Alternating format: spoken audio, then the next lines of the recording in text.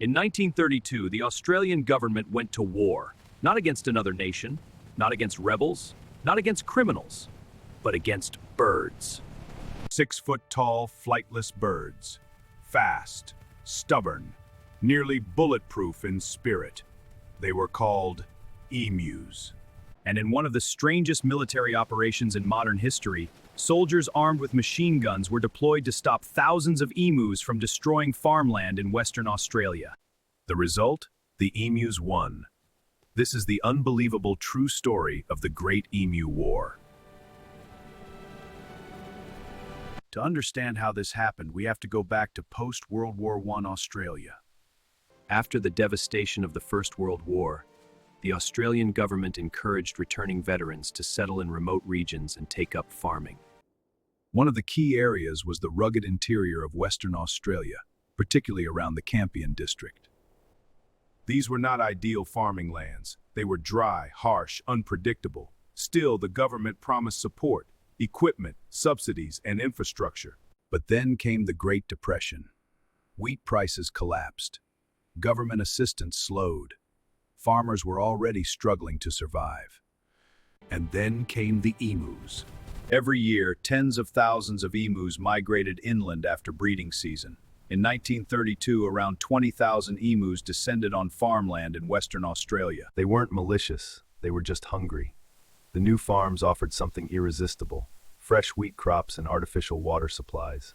But emus don't just eat crops. They trample fences. They smash through barriers. They create holes that allow rabbits to invade. Farmers watched entire seasons of labor vanish in days. Desperate and angry, they appealed to the government.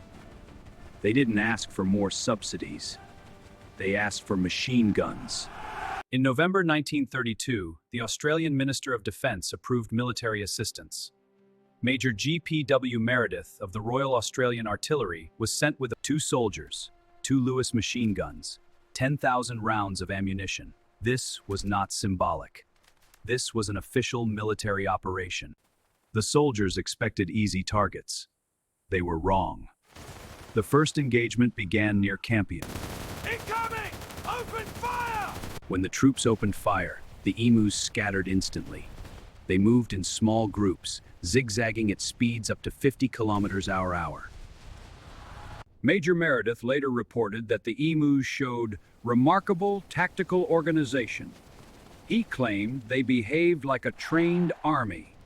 One famous attempt involved mounting a machine gun on a truck to chase the birds. The truck bounced violently over rough terrain. The gunner couldn't aim properly. The emus outran the vehicle. Operation failure. News of the war spread across Australia. Newspapers mocked the operation relentlessly. Headlines joked about the military being outmaneuvered by wildlife. After several days of effort, roughly 2,500 rounds had been fired. Only a few hundred emus were confirmed killed. Thousands remained. The birds would scatter during attacks and regroup later. Major Meredith even noted that if Australia had a division of soldiers as resilient as emus, it could face any army in the world. Public ridicule grew. Eventually, the government withdrew the troops. The emus returned. Round 1. Emus. Under pressure from farmers, the military returned later that month. This time, they focused on smaller ambushes. More emus were killed, possibly around 1,000 by official counts. But it still wasn't enough to stop the migration. By December 1932, the government ended the operation entirely. Instead, they shifted strategies. Bounty systems paying hunters per emu killed. Stronger fencing. Infrastructure improvements. Ironically, civilian hunters proved more effective than soldiers. The war was over. The emus had survived. Let's be clear, this wasn't a literal war. But in public perception and historical memory, the emus won. Why?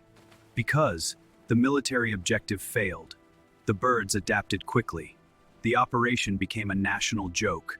The government retreated. The image of trained soldiers defeated by wildlife became part of Australian folklore.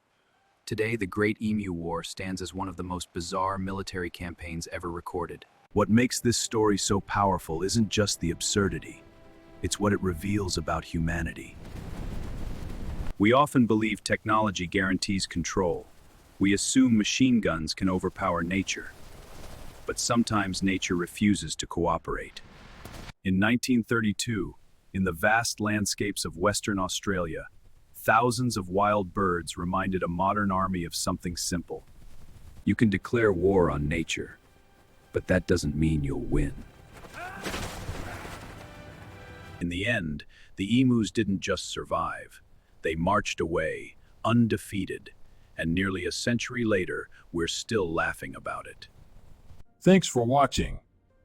If you enjoyed this video, please like this video and subscribe to this channel for more videos like this.